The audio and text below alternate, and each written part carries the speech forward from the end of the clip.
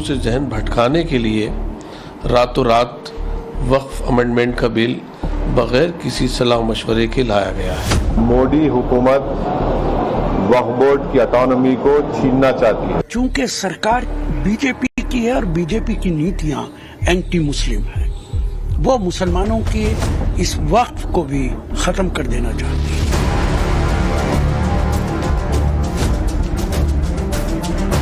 शुक्रवार शाम को जैसे ही ये खबर फैली कि मोदी कैबिनेट ने वक्फ अधिनियम में करीब 40 संशोधनों को मंजूरी दे दी है, तो हलचल तेज हो गई और राजनीति ने भी जोर पकड़ लिया।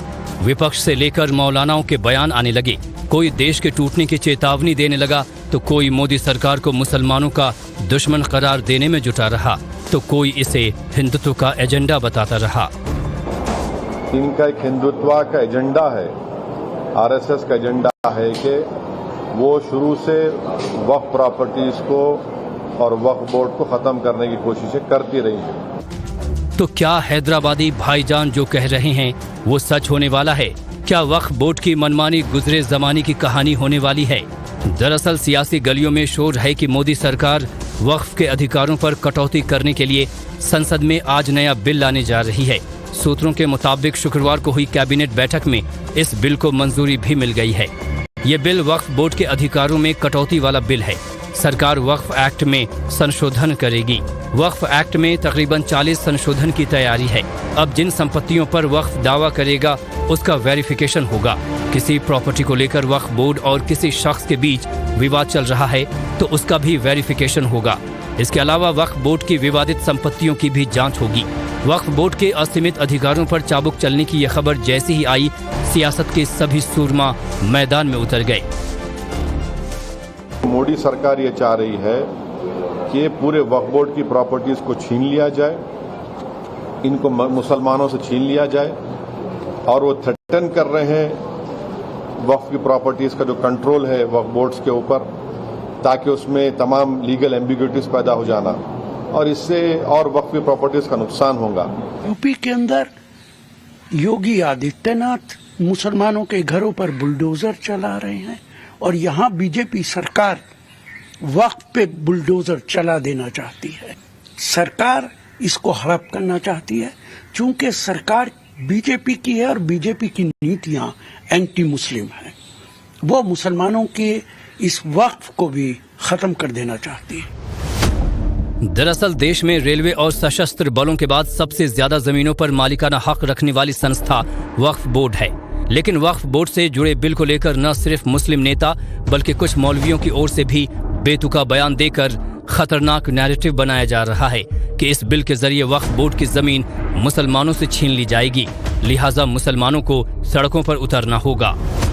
जब तक आप सड़कों पे नहीं आएंगे ये सरकार बाज आने वाली नहीं है। बहुत खामोश रह गए, अब खामोश रहने से काम नहीं चलेगा। अब मुसलमानों को सड़कों पे आना पड़ेगा, मुसलमानों को भी शहादत देनी पड़ेगी, तब जाके इस सरकार से छुटकारा मिलेगा। नहीं तो ये मुसलमान इसी तरह प्रताड़ित करती रहेगी, मुसलमानों को जलील करती रहेगी, मुसलमानों को हिंदुओं की नज़र में उनके दिल में नफरत फैलाती रहेगी, और ये एक दिन ये आएगा कि ये देश इस नफरत की वजह से कहीं न कहीं टूट जाएगा। All India Muslim personal law board ने भी कहा है कि वक्फ एक्ट में कोई भी बदलाव कबूल नहीं है और इसी के साथ वक्फ बोर्डों के अधिकारों को कम या सीमित करने को भी कतई बर्दाश्त नहीं किया जाएगा। अब सवाल यह है कि आखिर वक्फ एक्ट में बदलाव की जरूरत क्यों है? असल में मौजूदा कानून के मुताबिक वक्फ बोर्ड के पास किसी भी संपत्ति को वक्फ बोर्ड की संपत्ति घोषित करने का अधिकार है। सच्चर कमेटी भी कह चुकी है कि वक्फ बोर्ड में पारदर्शिता होनी चाहिए। आरोप है कि वक्फ बोर्ड किसी भी संपत्ति को वक्फ बोर्ड की संपत्ति घोषित कर देते हैं। इसके बाद उस संपत्ति को वापस लेने के लिए जमीन के मालिक को कोर्ट के चक्कर काटने पड़ते हैं। आरोप ये भी है कि वक्फ कई सरकारी संपत्ति पर भी अपना दावा करता है। जमीन हड़पने के लिए वक्फ बोर्ड अपनी शक्तियों का गलत इस्तेमाल करता है। अभी वक्फ बोर्ड के पास 8.7 लाख से ज्यादा संपत्तियां हैं। वक्फ की ये संपत्तियां 9.4 लाख एकड़ में फैली हैं। यही वजह है कि मोदी सरकार बिल लाने की बात कह रही है जिससे जमीनी संबंधी विवादों को सुलझाया जा सके। पूरे देश में लाखों संपत्तियां वक्फ की हैं और उसमें लोगों को न्याय नहीं मिल पा रहा है। निरंकुश वक्फ बोर्ड हैं, वो अपनी शक्तियों से ऊपर उठकर लोगों को परेशान करते हैं। तमाम ऐसी प्रॉपर्टीज हैं, तमाम ऐसे मसले हैं जो सीधे शासन के पास आना चाहिए। अब जो अध्यादेश आएगा जिस पर चर्चा कराई जा रही है सदन में, भारतीय जनता पार्टी की सरकार ला रही है, वो इसलिए ला रही है क्योंकि अब कोई भी मसला आप वक्फ बोर्ड लेकर नहीं जाएंगे, आप पहले शासन के हमारे जो प्रशासन के अधिकारी हैं उनके पास लाएंगे। बीजेपी इस बदलाव को जनहित में लिया गया फैसला बता रही है, लेकिन हर बार की तरह इसका पुरजोर विरोध शुरू हो गया है। हालांकि ऑल इंडिया इमाम ऑर्गेनाइजेशन ने अपनी प्रतिक्रिया देते हुए कहा कि वक्फ एक्ट में पहले भी कई संशोधन किए गए हैं। संशोधन करना समय की मांग है, लेकिन इस पर राजनीति नहीं होनी चाहिए।